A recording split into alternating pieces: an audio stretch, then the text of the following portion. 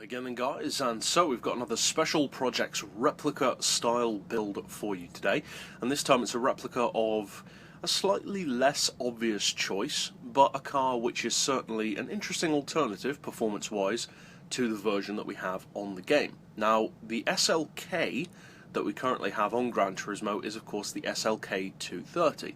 It's not an amazing car, but it's certainly not a bad car either.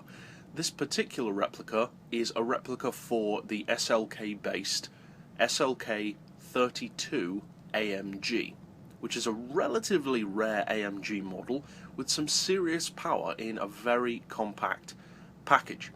Now, as far as the visuals, it's a non-premium model, so there's obviously not a huge amount that you can do to it. So the main thing is to change the rims and the colour. Now for colour, you can pretty much go for whatever colour you want. I've gone for silver, and as far as the rims, I've gone for Motegi Racing Toge rims, and also painted those silver as well. So we'll go straight over to the mechanical tuning garage for the more important thing for this car, which is just that, the mechanical setup, and then of course take it out to a racetrack to see how it performs. Now, as far as PP relevance, this is, as some of my replica builds are, more of a fun-based tune rather than a competition tune, so the PP isn't necessarily as important on this one. Now, I've gone for sports soft tyres because it is, of course, more of a street-based tune. As far as the brakes, we've left those standard, again, to keep the feel relatively simple and to a road car. You don't want it to be too good, after all. As far as the brakes, we've got the ride height on 100, front and rear. Springs we've just increased a little to 475 and 525. The dampers to 4. Anti-roll we've left on 3. Neutral camber and toe. We'll come back to the gearbox in just a second.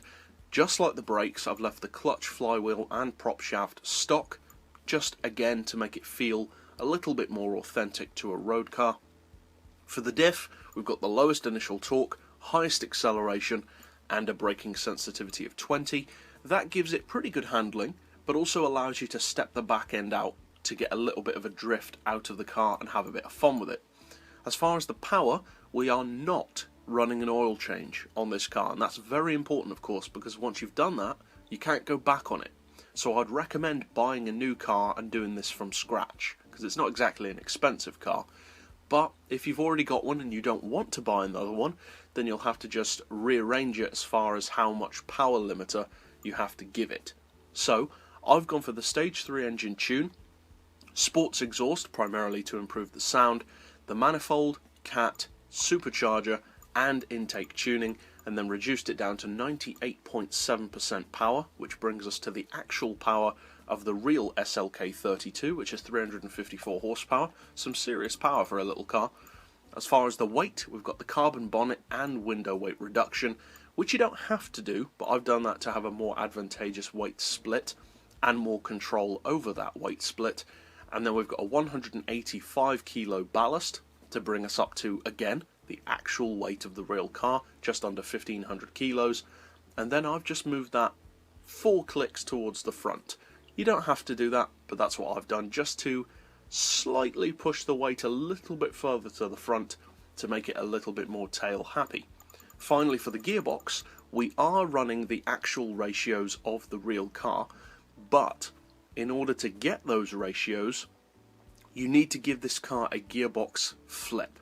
So basically what you need to do that is you need to take your auto settings to 155, then come down to your final drive, click it to 3465, then come back to your auto setting, click it down and up a peg, and that will allow you to then reach these individual gears. And the actual gears of the car are 359, 219, 141, 1018 and 830.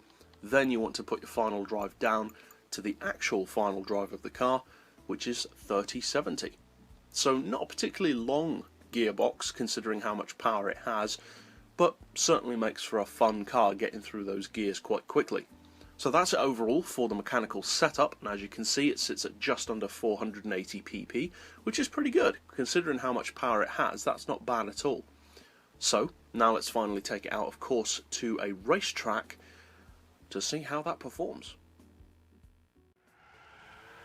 Overall, as I said, this car is primarily more for fun, as you can see here, rather than for pure performance. The fun of using that power to get the tail out, to throw the car through corners, because even though it's not now a lightweight car, that much power and torque means that you can just throw it around corners with reckless abandon, basically, because it's such a compact car and you can have a lot of fun with it.